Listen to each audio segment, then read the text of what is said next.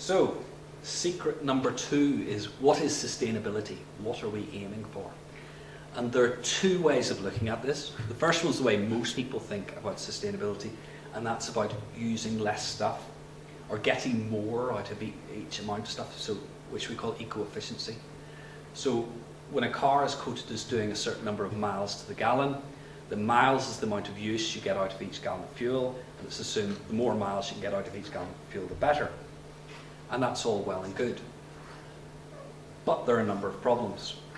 Toyota Prius, here, technologically advanced car, most aerodynamic production car, has all these technologies, the famous hybrid engine, which uses the electrical engine when that's efficient, uses the petrol engine when that's more efficient.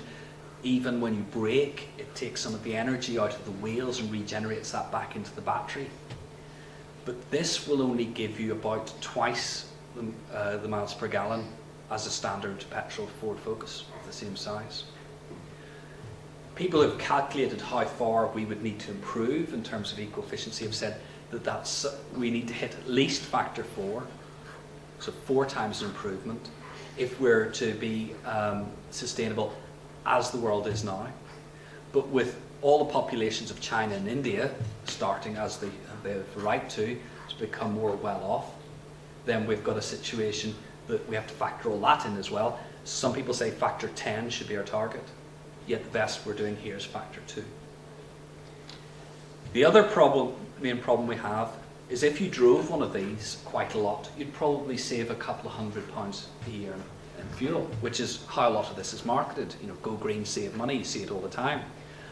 But that depends on what you spend that extra money on.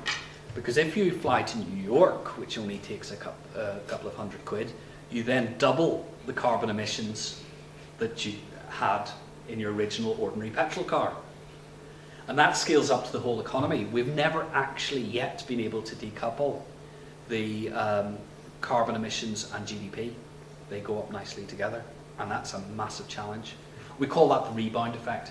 So you think you're benefiting, but actually you're just moving the problem somewhere else, and maybe even making it worse. But there is another way of thinking about sustainability, and I'd like you all to breathe in and breathe out. And that's the answer. Because what you've done there is breathe in oxygen, breathe out carbon dioxide.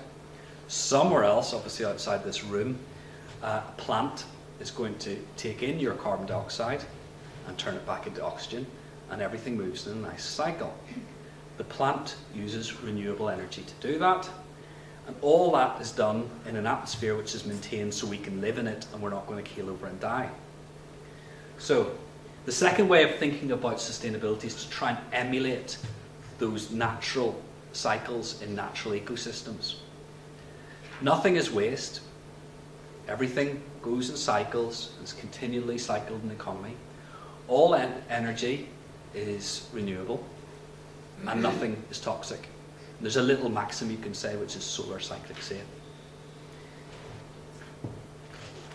Here's a product which is close to solar cyclic safe. It's sheep's wool insulation. The sheep produce this from grass, which is a natural material, so part of a natural cycle. The grass grew using solar power, and that's what the sheep used then to produce the wool. And then it's biodegradable at the end of its cycle, and it's not toxic in any way. I used to demonstrate how safe it was by rubbing it on my face, but I always did it before I remembered I had a beard, and then I'd end up giving the presentation with half a fleece on me. Going back to the light bulb, that is verboten under this way of thinking, because the compact fluorescent tubes have a small amount of mercury in them, which is toxic. And basically, the ecosystem model says no toxic materials whatsoever. The problem with this model is, can we get enough energy to make all that happen? Now, some of it happens naturally.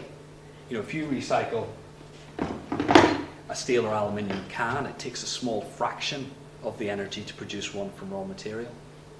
So you get some efficiencies in it, but we still probably have to cut the amount of stuff that we use, of physical stuff or energy, in order to make it sustainable.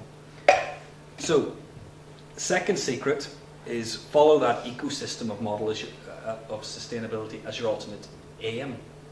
But where you can't, where you fall short, we should be efficient by a factor of 10.